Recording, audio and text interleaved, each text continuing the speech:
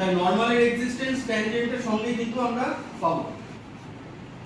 এবার ট্যানজেন্ট লাইনটা x অ্যাক্সিসের positive ডাইরেকশনের সঙ্গে psi অ্যাঙ্গেল ফর্ম করেছে, তাহলে স্লোপ অফ দ্য ট্যানজেন্ট কি হবে? Slope of the tangent is tan psi equals to dy by dx. We all know that. তাহলে equation of tangent কি? আমরা এবার equation of tangent and normal কিভাবে বের করতে হয় তার প্রসেসটা দেখব। দেখো তোমরা ক্লাস 11 এ সেকেন্ড সেমিস্টারে স্ট্রেট লাইন চ্যাপ্টারে দেখেছো একটা লাইনের ইকুয়েশন মানে হচ্ছে y - y1 m * x - x1, where m is the slope of the line.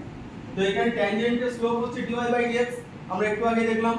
তাহলে slope of the tangent is dy by dx, therefore equation of tangent will be y minus y1 equals to dy by dx at that point into x minus x. So simple. মানে আমরা m এর ভ্যালুটাকে খালি dy by dx দিয়ে replace করব।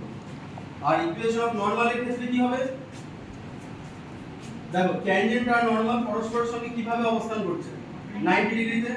তাহলে দুটো সরলরেখা যদি লম্ব হয় তাদের প্রবণতা দ্বয়ের গুণফল -1 হয়। আমরা স্ট্রেট লাইনে দেখেছিলাম সমান্তরাল হলে সমান আর লম্ব হলে m1 * -1। তাহলে এর প্রবণতাটা আর এর প্রবণতাটা গুণ করে দেখো তো -1 আসছে কিনা। এই দুটোকে গুণ করলে -1 পাচ্ছ। তাহলে এটা লম্ব সরলরেখার প্রবণতা। therefore equation will be y minus y1 equals to minus of dx by dy into x minus x. Okay,